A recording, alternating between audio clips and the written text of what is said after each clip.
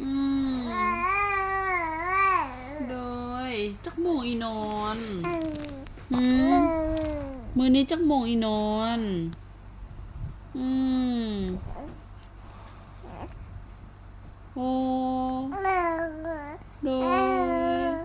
อืม บ่ต้องหลับต้องนอนเด้อมื้อค่ำนี่น่ะเด้อล่มหมดคืนนี่ซะอืมจักโมงแล้วเดี๋ยวนี้นะเบิ่งลูกจักโมงแล้วดูจนจะ10 โมงนี้แล้วเจ้ายังบ่นอนปานนี้อืมเอาล่มหมดคืนนี่ซะอืมให้เพิ่นมาป้ามโตอยู่อือ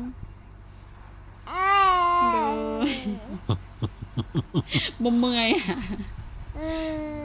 หือโดย มันก็โทรมา นางเลยก่อนโทรมา ให้มันลมไหม